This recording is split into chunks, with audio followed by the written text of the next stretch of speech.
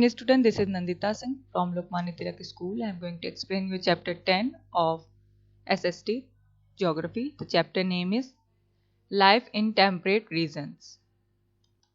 यहाँ briefing दी हुई है box में. The temperate regions of the world extend between the Tropic of Cancer and the Arctic Circle in the northern hemisphere and the Tropic of Capricorn and Antarctic Circle in the southern hemisphere. या इन सब के बारे में हम पहले पढ़ चुके हैं.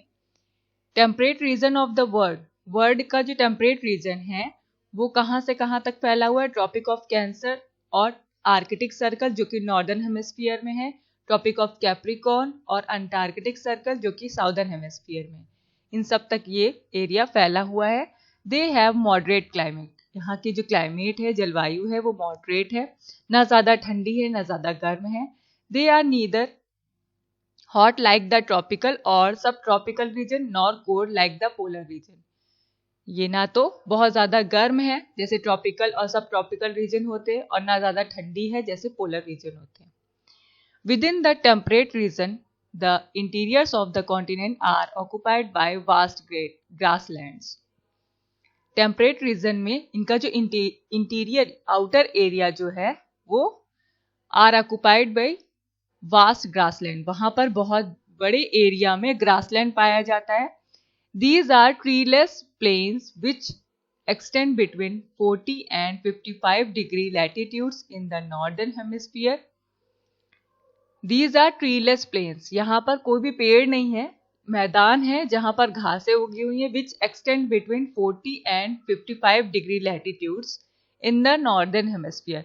नॉर्दर्न हेमिस्फीयर में 40 और 55 डिग्री लैटिट्यूड्स तक ये फैला हुआ है और 30 and 40 degree latitude southern hemisphere में फैला हुआ है. जब हम ग्लोब को देखते हैं तो हमें हेमिस्फीयर और Antarctic circle, tropic of Capricorn, ये सब एरियाज हमें दिखते हैं. तो उन सब के बारे में पहले पढ़ चुके हैं तो इसलिए मैं डायरेक्ट पढ़ा रही हूँ. ये यहाँ तक इसका एरिया फैला हुआ है. These temperate grasslands are known by different names in different areas. ये जितने भी ग्रासलैंड हैं ये अलग अलग एरिया में अलग अलग नाम से पुकारे जाते हैं, जाने जाते हैं. In North America they are known as prairies. North America में जो ये ग्रासलैंड है इन्हें प्रेरीज कहा जाता है. साउथ अमेरिका में पैम्पस कहा जाता है. Don't use pain on the screen. South America में पैम्पस कहा जाता है और यूरेशिया में स्टिपीज कहा जाता है. साउथ अफ्रीका में वेल्ड कहा जाता है और ऑस्ट्रेलिया में डाउन्स कहा जाता है इसे. In this lesson you will learn about the physical environment and human activities of two temperate grassland, prairies and veld. इस चैप्टर में हम पढ़ेंगे फिजिकल एनवायरनमेंट के बारे में और ह्यूमन एक्टिविटीज के बारे में जो कि दो टेम्परेट ग्रासलैंड से रिलेटेड है, प्रेरीज और वेल्ड. फर्स्ट है प्रेरीज. इसका लोकेशन कहाँ पर है? प्रेरीज किसको बुलाया जाता है? नॉर्थ अमेरिका के ग्रासलैंड को प्रेरीज कहा जाता था. The prairies in North America are located in Canada and the USA. ये कहाँ पर लोकेट करता है? कनाडा और यूएसए में है, नॉर्थ अमेरिका के. They lie between the foothills of Rocky Mountains in the west and Great Lakes and Appalachian Highlands in the east. They lie between foothills of Rocky Mountains. Rocky Mountain की foothills जो कि waste में है वहां से लेकर के great lakes, अपाल्चियन highland जो कि ईस्ट में है, इन दोनों के बीच में है वो. The Canadian prairies include the provinces of Alberta, Saskatchewan, Manitoba and Western Ontario. ये सारे इनके प्रेरीज के इलाके हैं, एरियाज हैं. In the to USA the prairies cover mainly North Dakota, South Dakota, Minnesota, Iowa and Wisconsin states. ये सारे इसके स्टेट्स हैं. यूएसए में जो प्रेरीज के स्टेट्स हैं वो यहाँ पर इनके नाम दिए गए हैं. Land. The prairies have flat and slightly undulating terrain. The prairies have flat and or slightly undulating terrain. Undulating means होता है लहरदार, ऐसे कर्विंग में इसमें तराइन का क्षेत्र है. In the USA the Mississippi, Missouri, Ohio and Dakota River flow through the region, while the Canadian prairies are drained by River Saskatchewan in its tributaries. इसमें कौन कौन सी नदियां बहती हैं? मिसिसिपी, मिसूरी, ओहियो और दकोटा रिवर्स यहाँ पर बहती हैं.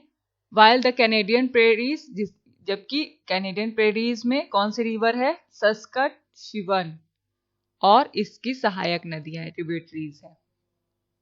नेक्स्ट क्लाइमेट के बारे में पढ़ेंगे. यहाँ की जलवायु कैसी है? प्रेरीज हम किसे कह रहे थे? प्रेरीज नॉर्थ अमेरिका के जो ग्रासलैंड हैं उनको प्रेरीज कह रहे थे. और यहाँ की जलवायु कैसी है? As the prairies are located in the interior of the continent with no moderating influence of the ocean, they have extreme climate.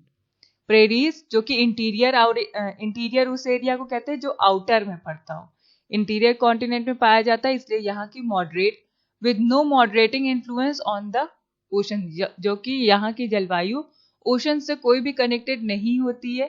They have extreme climate, यहाँ की एक्सट्रीम क्लाइमेट होती है. The winters are severely cold while the summers are hot.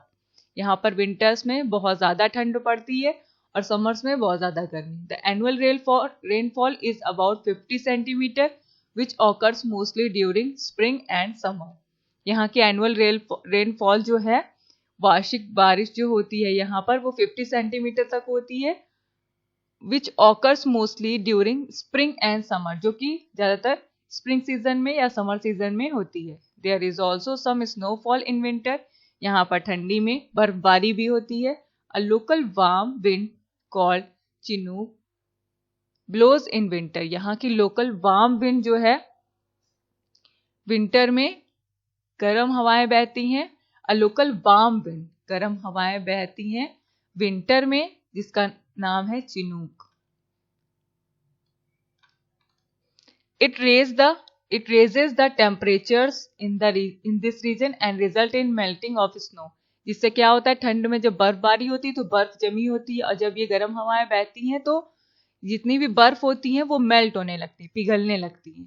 Making pasture land available for animals, और एक ऐसा land create करती है जो कि एनिमल्स के लिए हेल्पफुल हो जाता है.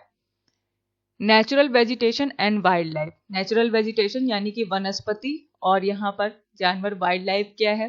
Due to low rainfall the natural vegetation of the prairies consist of only short grasses, shrub, scattered trees like willows, alders and poplars.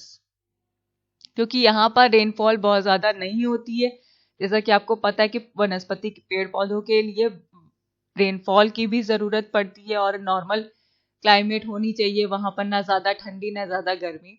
तो इसलिए यहाँ पर बहुत ज्यादा रेनफॉल नहीं होती, तो इसलिए यहाँ की जो वनस्पति है, पेड़ पौधे हैं, वो ज्यादा नहीं होते हैं. शॉर्ट ग्रासेस यहाँ पर पाए जाती है, श्रब्स पाए जाते हैं, और कुछ स्कैटर ट्रीज पाए जाते हैं, जैसे कि विलो है, ये ट्रीज के नाम है, ऑल्डर्स हैं, पोपलर्स हैं, ये सारे यहाँ पर पाए जाते हैं.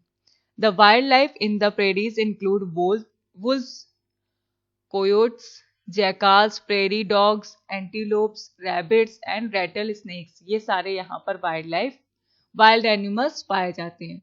बर्ड कौन कौन से पाए जाते हैं? हॉक्स, आउल्स, ईगल्स यहाँ पर पाए जाते हैं, are common. At one time the American bison was the main animal of the prairies. American bison जो है यहाँ का मेन एनिमल माना जाता है. Reckless hunting over the years has greatly reduced their numbers and today they are protected species.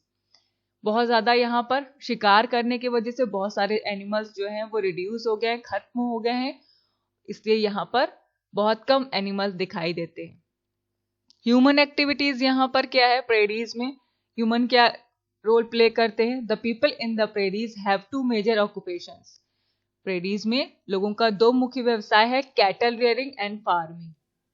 Farming करना और cattle rearing means पशु को चराना, ये उनके दो मुख्य व्यवसाय हैं. Cattle rearing, the tall and nutritious grasses of the eastern part of the prairies are very suitable for dairy cattle, क्योंकि जैसा कि आपको पता है कि कुछ पशु ऐसे हैं जो घास ही खाते हैं, तो जितनी भी लंबी लंबी घासें यहाँ पर उगती हैं ईस्टर्न पार्ट में प्रेरीज के, वो कुछ एनिमल्स के लिए काफी सुटेबल होते हैं। गाय जैसे है घास ही खाती है, तो उनके लिए ये सुटेबल होता है डेयरी कैटल के लिए, मतलब गाय भैंस को चराने के लिए यहाँ पर हेल्पफुल हो जाता है। Dairy farms produce milk, butter, cheese and are generally located near the big towns, और डेयरी फार्म्स से भी इनके लिए हेल्पफुल हो जाता है, क्योंकि यहाँ पर गाय भैंस सब घास खाते हैं और उनके दूध से क्या मिल्क, बटर, चीज बनने लगता है फार्म में, और इससे वो बिग टाउन्स में सप्लाई होने लगता है।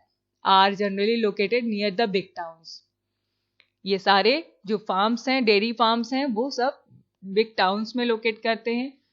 Beef cattle are reared in large farms called ranches. Beef गाय भैंस के मांस को कहते हैं। Beef cattle are reared in large farms called ranches. Ranches कहा जाता है बीफ कैटल का जो रियर किए जाते हैं लार्ज फार्म में, उन्हें रैंचेस कहा जाता है। Huge commercial ranches are located in western and southern part of the prairies. जो बड़ी मात्रा में ह्यूज कॉमर्शियल रैंचेस जो होते हैं वो वेस्टर्न और साउदर्न पार्ट में प्रेरीज के पाए जाते हैं। These ranches are self contained units and manage like factories. ये सेल्फ कंटेन्ड यूनिट्स होते हैं जो कि factories manage like factories, factories में इसका काम होता है। The main workers on the cattle ranch are the cowboys. Their duty is to herd the cattle all the year round. यहाँ पर काउ बॉयज रखे जाते हैं, गाय चराने वाले रखे जाते हैं, जो कि उनका काम होता है साल भर में कैटल को इकट्ठा करना, पशुओं को इकट्ठा करना। मतलब अगर गाय भैंस हैं तो वो घास खाएंगी, तो उनसे डेयरी प्रोडक्ट्स भी, जो हमें दूध मिलता है उससे डेयरी प्रोडक्ट्स बनते हैं, बिग टाउन्स में बिकते हैं। और उसके अलावा जो गाय भैंस के मांस का भी यूज किया जाता है बेचने के लिए। तो इसी तरीके से यहाँ पर ह्यूमन एक्टिविटीज होती है।